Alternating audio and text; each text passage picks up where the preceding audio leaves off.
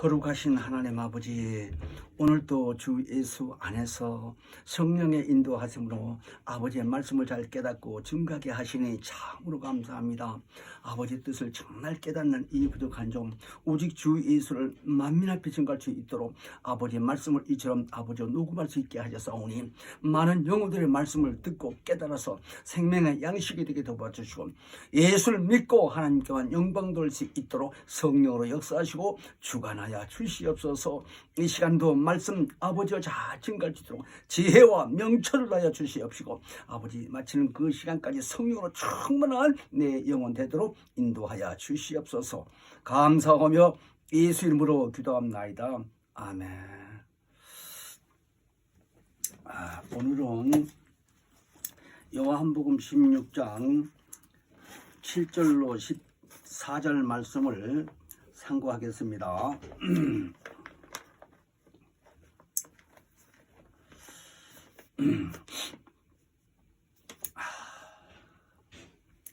그러하나 내가 너희에게 실상을 말하노니 내가 떠나가는 것이 너희에게 유익이라.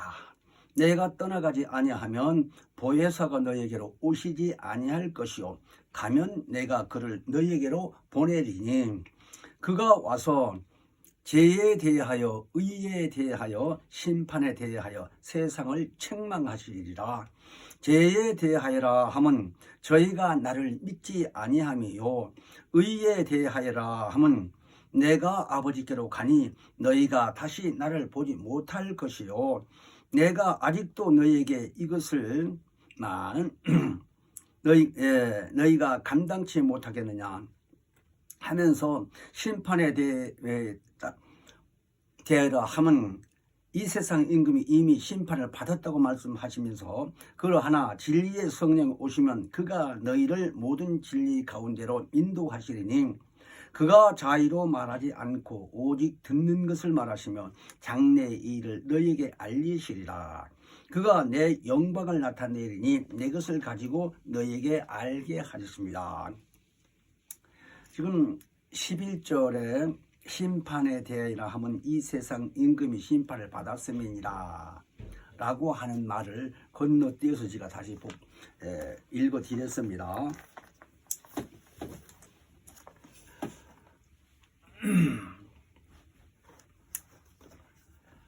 오늘 이 요한복음 16장 7절로 14절 말씀을 통해서 성령은 책망하심이다 라는 주제로서 말씀을 드리고자 합니다. 책망이라고 하는 이 의미를 우리는 잘 성경을 통해서 깨달아야 합니다. 잘못된 것을 야단하거나 어떤 벌을 준다는 의미가 아니고 달리는 말을 채찍을 하면서 더 빨리 달리게 하기 위해서 위에서 앉은 마병에 채찍을 하는 의미로서 성령이 오시면 우리를 책망하신다고 하는 이 의미로 말씀을 하셨는데 지금 예수님이 승천하시고 이제 다시 오실 그날까지 성령이 계속 역사하시는데 성령이 역사하시는 의미를 보지도 못하고 듣지도 못한 사람, 예수를 믿어도 듣긴 들었으나 내 안에 들어와 계시는 것을 모르는 사람, 성령 받지 아니한 사람들 말하는 거죠. 그런 사람은 아예 성령을 안 받았으니까 모른다고 하더라도 예수 믿고 예수 안에서 성령 받은 사람이 오늘날 많이 있잖아요. 이런 사람들이 육체의 소욕으로 인해서 때로는 성령에 보실 때 근심있게 되는 일도 없지 않고 또 성령이 보실 때에 게으르거나 예수를 증거하지 아니하는 이런 입장도 많이 있을 것이고 기도할 때도 무엇을 기도해야 될지를 잘 모르고 있었을 때에 로마서 8장 26절에서 보시면 성령이 우리 안에서 기도를 하시는데 말할 수 없는 탄식으로 우리를 위해서 친히 간구하신다는 겁니다. 이 탄식이 우리가 이 땅에 사는 이 육체의 기간 동안에 혈기를 아무리 예수를 잘 믿는 사람이라 할지라도 혈기 안 될 사람이 어디 있어요. 육체 자체가 혈기가 있는데 그러니까 생활 속에서 사람들하고 같이 대화하는 동에서 무슨 말 한마디로 혈기가 팍 나올 수 있고, 무슨 부정적인 일이 있을 때 혈기 나고 부정적인 생각이 나올 수가 있어요. 근데 기도 많이 하고 신앙생활 잘하는 사람들 걸어가다가도요, 주여 내가 또 죄를 졌나이라고 돌이킬 수가 있어요. 아직 뭐 교회까지는 갈 수는 없고 가다가도요, 순간에도요, 그런 그 후회하는 그 마음을 탄식이라고 그래요. 성령이 잘못된 것을 아시니까 그걸 책망이라고 한다는 말이에요. 순간순간 돌이킬 수 있는 거. 그러니까 그걸 돌이킴으로 간단하게나마 아버지 내가 또 죄를 졌습니다. 내가 또 혈기를 부렸습니다. 뭐 이런 식으로 고백을 하게 되게 되면 예수님도 지금 보좌에 앉아 계시면서 우리를 위해서 친히 아버지께 기도하신다는 거예요. 그걸 신약 성경에서는 대언자라고 그랬죠. 대언자, 우리 대신 말씀을 기도를 해주신다 이 얘기입니다. 얼마나 감사해요. 이런 의미를 잘 안다면. 그래서 오늘은 이 말씀을 통해서 하나님이 그 깊은 사정이 깊은 뜻이 어떻게 가지고 있었고 어떻게 계획을 하시고 어떻게 실행하신 것을 우리는 잘 모르잖아요. 근데 성경이 말씀하시기를 고린도전서 2장 10절로 11절에 보면요, 하나님의 사정을 하나님의 성령이 잘 아시는데 하나님의 깊은 것까지도 통달하신다는 겁니다. 그러면서 11절에는 사람의 이 사정을 사람의 속에 있는 영이 아는 것처럼 하나님의 사정도 하나님의 속에 있는 그 영이신 성령이 아신다는 거예요. 그러한 성령이 우리 안에 들어와서 계실 때에 하나님의 깊은 뜻을 깨닫게 하시고 그 사정을 알게 하시고 하나님이 인류를 얼마나 사랑하셨던가를 우리는 보지 못했기 때문에 깨달을 수가 없는데, 말은 예수 그리스도의 은혜와 어쩌고 하는데도 어떤 의미인지를 잘 모르고 사는 사람들이 얼마나 많아요. 그뿐만 아니라 하나님께 기도한다고 하나님을 섬긴다고 하면서도 어떤 하나님이 어떻게 기도를 해요, 어떻게 우리에게 응답하시고 우리를 보살펴 주는지도 알 수가 없어요. 안 보이신 분이니까 첫째는. 그러나 성령이 임하시면 그 하나님의 깊은 사정을 통달하신다는 거예요. 그 통달이 막힘이 없이 훤히 안다는 의미예요. 사전에 보면은. 그러니까 그런 의미로 우리를 와서 인격으로 오셔서 우리 생각을 지배하시고 우리 생각에서 이렇게 저렇게 하라고 깨닫게 해주시고, 그래서 입으로 신하게 하시고 응답도 받게 해주시고 살아계심을 증거할 수 있도록 예수가 살아계심은 이런 일을 하게 하신다는 거예요.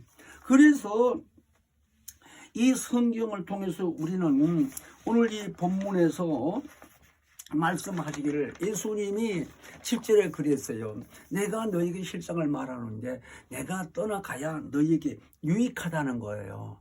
뭐가 유익하냐요? 그 의미를 우리는 오늘 성령을 통해서 잘 아셔야 돼요. 그래서 만일 떠나가지 아니하면 보혜사 성령이 오시지 아니하고 가면 내가 아버지께 구해서 너에게 보혜사 성령을 보내주시겠다라는 거, 이게 약속이에요.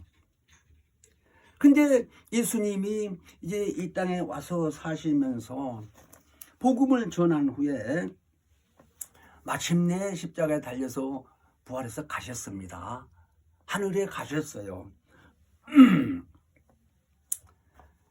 근데 우리가 가신 후에 기록된 이 성경 말씀, 특별히 신약 성경을 통해서 이제 예수님이 하신 일을 오늘에 이르기까지, 다시 예수님이 재림하시는 그날까지 예수 믿는 자들 입장에서 성경을 통해서 잘 알게 됩니다. 근데 마태복음 5장 45절에 보면 하나님께서 그 이하에 쭉 보면요, 해와 달과 비와 이 모든 공기, 그러니까 이 모든 만물을 우리 인간에게 주시면서 다스리고 정복하고 너희 것을 삼으라 이랬는데, 거기서 마태복음 5장 45절 이에 말씀하시는 것은 하나님이 악한 자에게나 선한 자에게나 다 똑같이 혜택을 주셨다는 거예요. 그러니까 신문 말씀은 일반 은총이다, 이런 식으로 말씀했습니다. 다 똑같이 평준화해서 다 차별이 없이 악한 자나 선한 자나 차별이 없이 다 평준화해서 혜택을 보게 하셨다는 겁니다. 그래서 일반 계시인이 또는 일반 은총인이 사랑인이 이렇게 공통적으로 말씀하신 거예요. 이 의미를 잘 아셔야 돼요. 왜? 아담 이후에 모든 인류는 영이 있는 영적 존재이거든요. 그렇다면 우리가 이제 그동안 신앙생활을 하면서 잘 알고 계신 것처럼 이 육체는 8, 90대면 요즘 세상에서는요 90세 사람들 보통 많이 있어요. 100살까지 사는 도 많이 있고요. 저 일본 같은 데는 그전에 신문에 보니까요 어느 한 지역에 90세 이상 100살도 넘는 사람도 많이 있고요. 그래서 어떤 기자가 썼는데 무엇을 먹기에 그렇게 장수하실까고 먹는 음식을 한번 파악을 해봤대요. 그랬더니 콩으로 만든 음식을 그 지역 사람들이 잘 먹더라는 거예요. 그러니까 콩으로 해서 된장부터 시작해서 콩이 되게 올려져. 콩나물 뿐만 아니라 두부 뭐 이런 음식들이 밥에다가도 넣어서 해 먹고요. 그냥 콩이 그만큼 좋다는 의미를 말하는 거. 그래서 그곳에서 사는 사람들이 장수한다고 대체적으로 그러는데 그 말도 의심할 바는 없는데 아무리 좋은 음식을 먹었다 할지라도요 사람은 당연히 죽게 만들어진 거예요. 근데 장수하다 죽든 뭐 아파서 죽든 교통사로 죽든지 한 번 죽은 것은 정한 이치인데 그 몸에 죽은 이후로서 사람이 끝나느냐? 그렇지 않다라고 성경은 많이 말씀 기록되어 있습니다. 그래서 우리 육체 안에 혼이 있고 이 혼 자체가 자기 인격이라면 그 안에 영이 있다라는 거예요. 창세기 2장에서부터 아담에게 부르는 그 영이 인류는 누구나 막론하고 영혼이라고 그래요. 몸 안에 있는 인격을 가리켜서 그러니까 영하고 혼하고 포함해서 영혼 그렇습니다. 그래서 몸이 죽은 후에는 그 영혼이 빠져나온다는 거예요. 분리되는 거예요. 몸하고. 그러니까 이 몸은 흙에서 왔으니 흙으로 되돌려 보내고 그 안에 있는 영혼은 믿는 자들 같은 경우에는 천사가 데리고 간다고 낙원에 간다고 누가복음 23장에 잘 기록되어 있습니다. 예수님이 돌아가시기 전에 십자가에 달아붙기 전에 누가복음 16장에도요 자 그런 말씀을 많이 했어요. 그러니까 죽음은 끝나지 않는다는 것 자체가 우리는 너무 확실히 알고 있는 것이 자기 영혼입니다. 근데 영혼이 낙원에 가서 쉬고 있다가 다시 그 영 자체가 부활을 한다는 거예요. 그래서 온전한 사람 예수 몸처럼 사람이 된다는 거예요. 그 의미를 잘 알아야 되는데 우리는 그 시기가 아직 안 왔잖아요. 그런데 우리가 예수 믿고 이 땅에 사는 입장에서 하나님이 보내주신 성령이 임하심으로 성령이 함께 살고 있다는 거예요. 그래서 그 성령의 역사로서 보이지 않는 하나님을 확실히 알게 된다는 거예요. 뿐만 아니라 그가 신으로 계신 그 하나님 품속에서 말씀으로 계신 그 인기에 계신 예수가 성령의 역사로서 마리아에게 잉태됐다는 사실을 너무나 잘 아는 거예요. 기독교인들은. 근데 마리아로부터 태어나서 시작해서 왔다는 것으로 시작한 게 아니라 그 이전에 마리아가 있기도 이전에 아니 이스라엘 민족의 조상인 아브라함이 있기 이전부터 계신 분이라는 거예요. 성경에 보면 창세기도 그렇고 요한복음에 보면 잘 기록되어 있습니다. 그 의미를 잘 아셔야 돼요. 그래서 부활하신 예수는 거기에 가셔서 지금 보좌에 앉아 계시는데 이 땅에 와서 하신 일을 증거하실 분이 성령이라는 거예요. 그러니까 하나님은 스스로 계신 그 신이어서 우리는 먼저 의와 공의로 하나님이 계신 그 신이심을 잘 아셔야 됩니다. 시편 87장에 쭉 보면 14절에 의와 공의로 그 보좌의 기초로 두셨다고 했고 97장에도 2절에 보면 그런 말씀을 하셨어요. 의와 공평이 하나님 보좌의 기초라는 겁니다. 그러니까 공의의 하나님이심을 잘 알자 얘기예요. 의의 하나님이실 뿐만 아니라 공의의 하나님이라 하는 말입니다.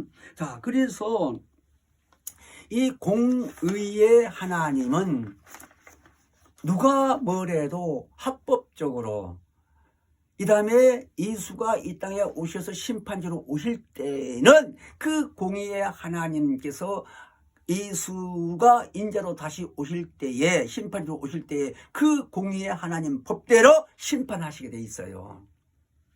근데 먼저 예수가 죽으셨다가 부활했다는 말씀을 드려야 되는데, 공의의 하나님이 살렸다는 의미를 성경에 잘 기록되어 있습니다.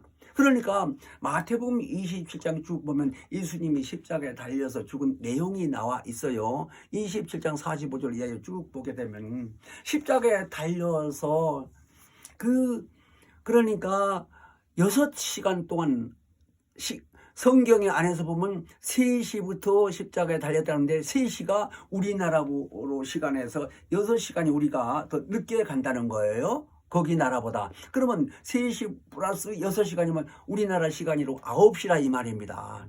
그러니까 아침 9시서부터 거기 나라 시내도 12시까지라고 했으니까 3시부터 12시. 그래서 6시간 동안 매달려 있을 때가 물과 피가 다 쏟고 마지막에 죽은 내용이 요한복음도 있고 마태복음 아까 27장에 28절까지 있으면 부활하가 있는데 28장까지 보면 있는데 그때의 십자가에서 달려서 간절히 하나님께 기도한 내용도 있습니다.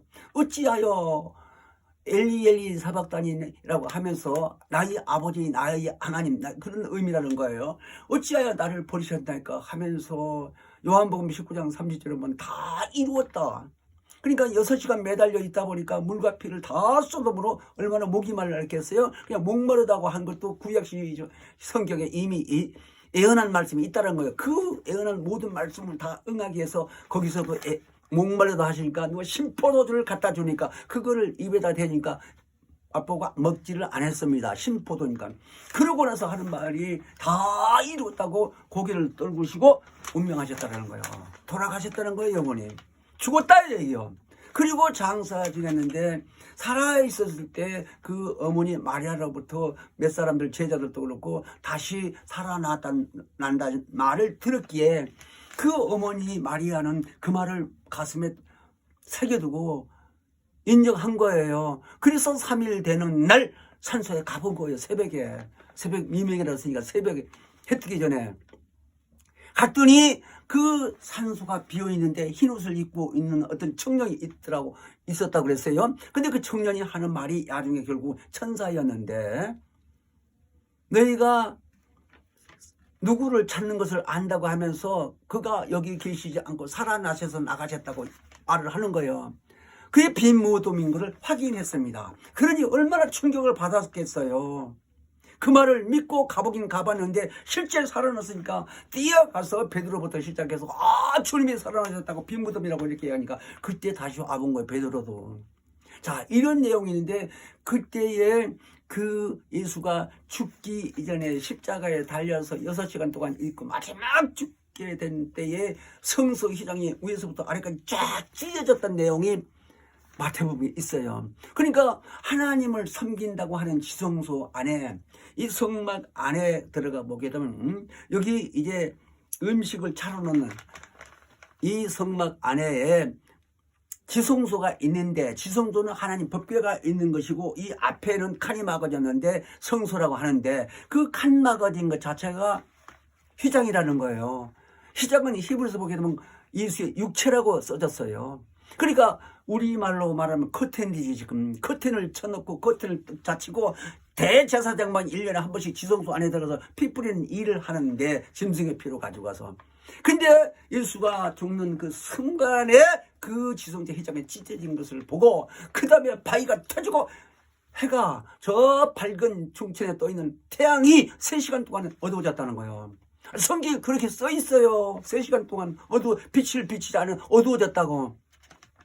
그게 거짓말이에요. 그때에 사람들이 보고 가슴을 치며 정말 하나님의 아들이었구나 하고 가슴을 치고 후회를 하는데 이미 죽었다 이거요. 그 시간은.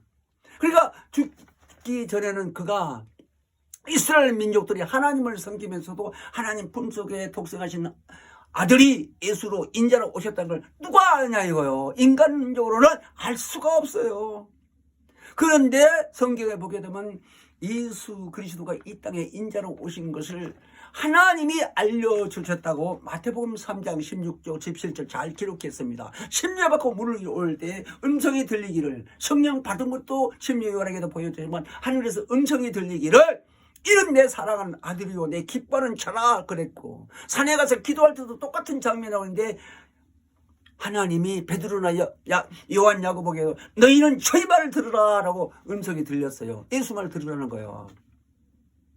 이런 입장에서 그 십자가에서 아까 마지막 다 이루었다 하고 죽이신 그 음성이 끝나자 운명하셨는데, 그 지성소가 찢어진 의미를 보고 그냥 성막이 필요 없다는 얘기죠. 한마디로. 그러니까 솔로몬을 통해서 성전, 큰 성전을 40년을 지었는지 50년을 지었는지 그렇게 오래 지었다는데, 이걸 헐라 하니까 유대인들이 이해가 되겠습니까? 하나님을 섬기는 성전이요, 몇십 년 동안 이스라엘이 최선을 다해서 지었는데, 아니 이스라엘 나라가 유다하고 나눠진 이유도 성전 짓는 것 때문에 너무 힘이 들어가지고 나눠진 원인이 거기가 있는 겁니다. 성전 짓는 것 때문에. 근데 10지파는 지금 다 죽고 없다는 얘기가 학자 얘기를 들었다고 하는데, 우리 시몬 말씀이 그러십니다. 근데 이제 나머지 요한 유다 지파 남았다고 하는데, 그 나머지 지파가 요한계시록 7장에서 보게 되면 12지파에서 12지파에서 12,000명씩 14만 4천이 되면 예수 재림한다는 말이 나와 있는데, 지금 그 숫자가 다 돼 가는지도 모르는 거예요. 그 학자가 이스라엘 사람 학자라고 한다 할지도 자기도 모른다는 거예요. 근데 그 10지파는 이미 아까 솔로몬 성전 짓는 것으로 인해서 나눠져 가가지고 유다 지파라고 하는데, 저 사마리아 사람들, 그때 그 사람들은 지금 하나도 안 남았다라는 거예요. 학자 말은. 그러니까 나머지 그 세 지파로 인해서 지금 남아 있는데 성전 지키고 하나님 섬기고 있다라는 거예요. 그게 하나님 뜻이요. 왜? 아직도 예수가 안 오신 의미는 이방인들이 충만한 수가 들어오기까지 기다리신다는 거예요. 얼마나 크신 사랑이 하나님이. 자, 그런데도 불구하고 우리는 이 세상에 지금 사는 동안에요, 정말 하나님이 성령을 우리에게 보내주셔서 성령이 아니시면 하나님이 보내신 예수가 하나님 품속에 계셨다는 하는 의미를 죽었다 깨어나도 모른다 이거예요. 그러나 성령이 오셔서 우리는 보지도 못하고 죽는데도 못 보고 장사한 것도 못 봤어. 이스라엘 땅에 살지도 않았어 우리는. 그런데도 성경을 통해서 이렇게 성령의 역사로서 잘 알게 하는데, 오늘 이 본문의 말씀을 통해서 보게 되게 되면 정말 하나님과 우리 관계가 어떤 관계인가를 잘 기록해 있습니다. 거기 16장 8절에 보면 죄에 대해서 의에 대해서 그랬는데, 죄라는 의미는 예수께서 이 땅에 오셔서 다 십자가에서 우리 죄를 대신해 피 흘려주셨다는 걸 조금 아까 말씀드렸습니다. 그러니까 그 죄라고 하는 것은 우리에게는 원죄가 없어요. 그래서 그 예수가 우리를 위해서 피 흘리신 사실을 믿느냐 하는 의미에서 믿음과 그 다음에 의와 심판의 이 세 가지 관계에 하나님과 우리하고 관계가 있다는 거예요. 그래서 지금 우리는 믿는 자들 입장에서 하나님과 우리 사이에 믿음으로 관계가 돼 있고, 또 우리는 그의 예수가 의로서 이 땅에 오셔서 가신 입장에서 하나님과 우리 관계에서는 의의 관계가 있다는 얘기고, 또 심판에 대해서는 우리가 이 다음에 인류가 하나님 앞에서 누구나 다 심판을 받고 부활을 하게 되는 겁니다. 예수 믿고 성령 받는 사람은 물론 첫 부활에 가는 거지만 인류 전체를 부활시켜서 심판하고 지옥에 갈 사람 지옥에 간다 하는 얘기예요. 이런 관계가 잘 우리는 성경을 통해서 알게 되는데, 먼저 우리가 성령에 의해서 우리가 어떻게 살고 있느냐, 그러니까 하나님과 이 관계에 대해서 네가 믿음이 있느냐라고 묻는 거예요. 교회만 출석한다고 해서 믿음이 있다고 보는 게 아니라 하나님이 보실 때에, 그래서 성령이 우리 시대에 와 계심으로써 우리의 마음을 훤히 알고 계신 그 입장에서 아무리 거짓말하고 믿는다고 할지라도 다 아신다 이 얘기요. 그러므로 우리는 이 믿음의 이 차이가 말하자면 크게 보면 구약시대 사람이나 이 예수 이후의 신약시대 사람하고 비교한다면 구약시대 율법시대에서는요, 우리가 자꾸 들은 것 같아도요, 율법이 뭐 한두 가지고 뭐 1, 2년 거쳐서 그 사람들이 율법시대로 지내고 있는 건 아니잖아요. 하루아침에 한 번 듣고 우리가 다 해결된 것도 아니고. 그 주신 그 목적이 뭐냐. 인류는 누구나 망문하고 아담의 후손으로서 원죄가 있는데 이미 죄를 진 걸 하나님이 아시는 거예요. 그러니까 새로 태어난 어린아이라도 죄의 씨다 이거, 죄의 후손이란 얘기요.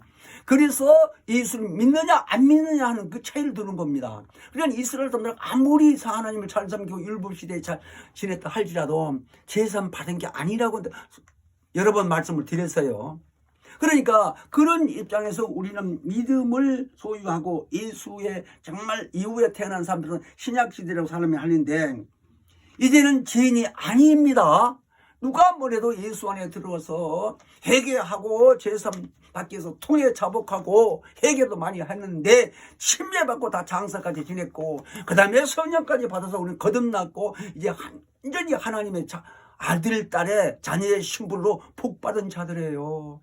이 의미를 알고 담대하게 살게 되고 성경을 잘 보고 배우고 깨달아서 예수를 증거하는데 우리는 최선을 다해야 되는 삶을 살고 있는 겁니다. 이게 얼마나 감사해요. 그러므로 아까 제가 공의의 하나님이라고 하는 의미를 잘 이해를 해야 되는데 하나님이 정말 공의의 하나님이라고 하신 의미를 어떻게 증명할까요? 하는 거예요. 이스라엘 사람들처럼 우리는 예수를 죽이거나 예수가 하나님의 아들이라 기라 뭐 따질 것도 없고 이제는 믿고 있는데 배워서. 근데 예수님 그 당시에 분명히 그들이 죄인 취급하고 십자가에 달려 죽였다 이거요. 죽은 지 사흘 만에 살아나셨다고 아까 말씀드렸지요. 그 의미를 우리는 잘 기억을 해야 됩니다. 만일에 하나님이 공의의 하나님이 아니시고 하나님이니까 아니 예수의 아버지시니까 이런 식으로 살렸다, 능력이 있으신 하나님이니까 살렸다, 이렇게 쉽게 생각할 일이 아니다 얘기예요. 성경을 통해서 확실히 근거를 가지고 그래서 살리셨구나 하는 의미를 잘 깨달아야 성령의 역사로서 예수 증거할 때 담대함이 있습니다. 누가 뭐래도 담대함이 있어요. 그들이 안 받아들인 것뿐이지 증거할 때 자기 생각에 마음속에요 담대함이 확증되는 걸 자기 자신이 알아요. 내가 경험해보니까 아는 거예요. 그래도 많은 영혼들을 구원하지도 못했지만 아니 정말 그 의미를 성령의 역사가 어떻다는 걸 깨달아지는 거예요. 자, 그런데 하나님이 공의로우신 하나님께서 반드시 넘어서 8장 11절에 보면 죽은 자 가운데서 살리신 이에 그랬습니다. 그가 하나님이라는 의미요. 이에 여기 그럴 때는 성령이시고, 근데 하나님이 살리셨다고 그랬는데 성령 충만한 사도 베드로도 사도행전 3장에서 보게 되게 되면요, 이스라엘 민족들에게 외치는 겁니다. 성령 받은 후에 담대함으로써. 그러니까 사도들이 많이 순교당한 이유가 그거예요. 성령 받았어도 죽임을 당하는 건 어쩔 수 없어요. 인간의 육체니까. 근데 베드로가 하기를 너희가 강도는 살인자는 살려라고 하고 무죄한 저를 십자가에 달려 주겠다고 했어요. 그러나 하나님이 살리셨다. 분명히 누가 살리셨다고 그래요? 하나님이. 근데 아까 천사는 그 마리아가 새벽 미명 시간에 무덤에 가봤더니 흰 옷 입고 앉아있었던 그 사람, 그 청년이 바로 천사라 이거요. 천사가 그렇게 보인 거예요. 근데 그는 누가 어떻게 살린지를 모르고 그가 살아나서 나가셨다고만 얘기한 거예요. 거기 지키고 있다가 말하자면. 그러니까 살아나서 벌떡 일어나 갔다고 한다면 그렇게 나간 걸 봤으니까 거짓말한 건 아니고 누가 살렸다는 말을 못했는데 베드로는 뭐라 그랬어요? 죽은 자 가운데서 우리 하나님이 살렸다고 외친 거 아니요. 하나님이라고 분명히 시인한 거예요. 사도행전 3장 14절 내용 쭉 보면. 그러니까 성령 충만하시면 하나님이 살렸다는 걸 깨닫게 해주신다 이 말씀이에요. 그렇다면 하나님이 살리셨다면 공의의 하나님 입장에서 보자고요. 자, 예수가 죄인 취급받아서 죽었는데 십자가에 달려 죽었는데 다시 살리신 분이 하나님이라면 공의의 입장에서 봤을 때에 그가 살아났다고 아니 살림을 받았다고 했을 때에 죄가 하나도 없다는 그 무죄함이 증거되는 거 아니냐 이 얘기요. 지금 그거를 성령께서 우리에게 알려주신다니까요. 많은 사람들이 예수가 무죄하니까 살아났다면 네가 알아? 어떻게 알아? 이렇게 따집니다. 근데 그 사람한테 10번 100번 얘기해봐야 믿지 않는 이상은 어떻게 이해가 됩니까? 나도 우리 친척에게 다니까 우리 형벌 대신 그분이 지금 돌아가신 지가 꽤 오래됐는데요. 뭐라 그런 줄 알아요? 예수 믿는 사람들이 말이 많은 걸 봤는데 정기라 너도 예수 믿더니 말이 많구나 하는 거예요. 암 걸려서 들어오는데 내가 전도하러 갔어요. 시골에. 그랬더니 그렇게 말이 나오더라고요. 말이 많대요. 잔소리가 많다는 거요. 예수 믿는 사람들은. 그분이 학교 다닐 때 나보다도 4살 더 우이니까 선배가 되고 그러는데 공부도 잘하고 아주 맨날 1, 2등이요. 그런 사람인데 그렇게 똑똑하면 뭐하냐 이거요. 영적인 말씀은 안 받아들이는 거예요. 세상 상식으로만 이해로만 생각하고 뿐이지. 자, 어쨌든 우리는 의로우신 그 하나님, 공의로우신 하나님께서 죽은 자 가운데서 반드시 살리셨다고 하는 의미가 공의의 하나님이신 살리셨는데 예수가 무죄하신 것을 드러나신 거예요. 그거를 알게 하신 분이 성령이라 이 말입니다. 그래서 오늘날 우리는 성령 시대에 사는 이런 입장에서요, 하나님 말씀을 정말 두려워할 줄 알아야 돼요. 공의의 하나님 앞에서 내가 어떻게 거짓말을 할 수 있고, 어떻게 하나님을 속일 수 있고, 어떻게 이웃을 속일 수 있고, 어떻게 내가 행동을 그렇게 남이 볼 때에 겸손하고 온유한 이런 마음으로 살지 못할 수가 있겠느냐 하는 거예요. 그러니까 빛과 소금의 직분을 감당하는 말이 그런 얘기요. 하나님 잘 알게 되면 그렇게 된다는 거예요. 그래서 우리는 이 공의의 하나님에 대해서 이 성경상 이 시간이 짧아서 말씀을 다 드릴 수 없는데 아브라함으로부터 시작해서 모세의 이때까지 봤을 때요. 내가 간단한 얘기를 조금 길어도 말씀드릴게요. 아브라함이 창세기 12장에서 보게 되게 되면 하나님으로부터 이렇게 부름을 받고 그 고향을 떠나서 이제 나가게 되는데 아무리 생각해봐도 하나님이 나한테 말씀하신 말씀 내가 어떻게 믿어지지 하고 물었어요. 어떻게 해서 하나님께서 나에게 말씀 이 업을 그냥 기업을 말하자면 번성하고 부자 되는 거 그걸 얘기하면서 어떻게 알 수 있을까요? 그러니까 하나님이 그랬습니다. 창세기 15장에서 보게 되면 암소하고 3년 된 암소나 뭐 염소나 뭐 수양이나 비둘기 새끼를 이런 걸 치에다가 각을 떠서 나한테 드리라고 했다 이거. 각을 떠면 이걸 돼지 잡으면 이렇게 자르듯이 몸 가운데 중앙을 그걸 각을 뜬다는 말입니다. 자, 그렇게 해서 놓으라고 그랬는데 아니 소나 염소나 양 이런 것은 크니까 그렇게 했는데 비둘기 새끼라는 것은 참새밖에 안 돼요. 참새보다 적지요. 비둘기 새끼니까. 그건 너무 적으니까 털만 떠서 그냥 놨다 이거. 그랬더니 하루 종일 해가 다 넘어가도록 지켜봐도 하나님 오신 내용을 볼 수가 없다는 거예요. 그래서 해가 넘어가고 어둑어둑해지는데 음성이 들리기를 너는 청명히 알라 그러더래요. 음성이 하는 말이 내 후손이 앞으로 400년 동안에 다른 국민들에게 말하자면 식민지가 된다고 얘기한 거예요. 창세기 15장에. 그래서부터 아브라함의 후손이 애굽 가가지고 모세 시대까지 한 400년 이상 500년 갇혀야 될 때 모세는 근데 한 400년 동안 거기서 살다가 종로를 하다가 모세 시대에 이끌고 나왔습니다. 이끌고 나왔는데 모세가 광야에 와가서 그 얘기도 안 할 수가 없는 게 뭐예요? 하나님 두려운 하나님이요. 순종 안 하면. 근데 모세도 광야에서 물이 없어. 광야가 뭐 하는 거예요? 사막이요, 사막. 풀도 없는 사막. 거기서 40년을 돌아다니게 한 거예요, 하나님이. 이스라엘 목적을 향해서 가고 있는 중에서 거기 간다고 보내는데 일단은 하나님이 그렇게 그들을 자기 백성으로 삼으려고 훈련시키는 과정이라고 생각하면 되겠지요. 근데 모세가 또 물이 없는데 기도하다 보니까 하나님이 보여주고 들려서 음성을 들려줬습니다. 아론하고 같이 이렇게 기도를 하는데 그래서 너희가 이 군중을 모으고 지팡이를 쥐고 반석에서 물을 내라 했는데 그 말을 듣고 확실히 오니까 이 이스라엘 민족을 모아놓고 들으라 하면서 자기가 자기 힘으로 하는 건 처럼 반석에서 물을 내려 하고 소리를 친 거예요. 이거를 하나님이 보시고 불쾌하게 보신 거예요. 아까 뭐라 그러세요? 하나님이 알려줬다고?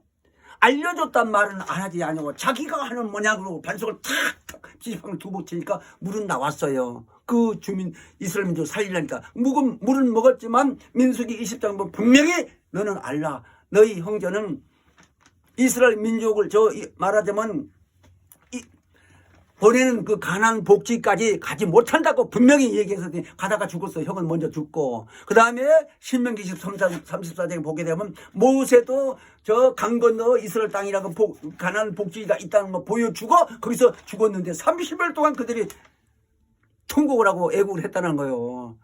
그러니까 내가 드리는 거는 우리 시무원께서는 그런 내용을 보고 설교 내용을 자꾸 바꿔가지고 지금까지 첫마디가 하나님은 살아계시다, 하나님은 신이다, 하나님은 진리다 이렇게 입 벌리고 말씀 전하기 시작할 때는 하나님을 누구시라고 알려준다는 거예요. 아 정말 그런 걸 책을 쓰는 걸 보니까 기가 막혀. 왜?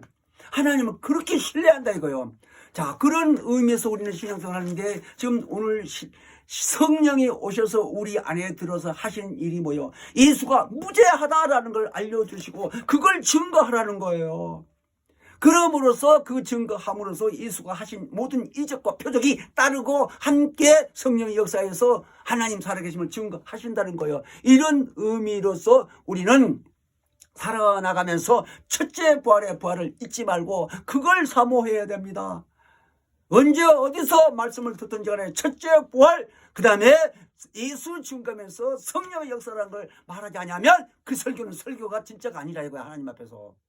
왜요? 하나님 살아계심을 증거하지 못하니까 말씀을 아무리 증거를 해도 성령 얘기가 나오지 않으면 영감이 없다 이 얘기요. 난 그 말씀을 수없이 들었어. 신모행에 그 말이 맞는 거예요. 체험해요 보니까. 그렇게 하시고 성령 충만하시며 우리가 정말 승리하는 삶을 살기로 바랍니다. 함께 기도해요.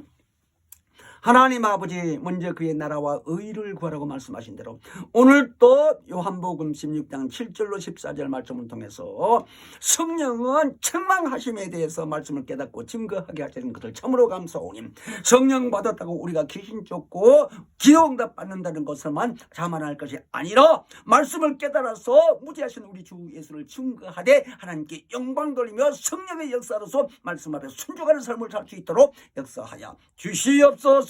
감사드리며 예수 이름으로 기도합나이다. 아멘. 하늘에 계신 우리 아버지여 이름이 거룩히 여김을 받으시며 나라 임하옵시며 뜻이 하늘에서 이룬 것 같이 땅에서도 이루어지리이다. 오늘날 우리에게 일용할 양식을 주옵시고 우리가 우리에게 죄 지은 자를 사하여 준 것 같이 우리의 죄를 사하여 주옵시고 우리를 시험에 들게 하지 마옵시고 다만 악에서 구하옵소서. 나라와 권세와 영광이 아버지께 영원히 있사옵나이다. 아멘.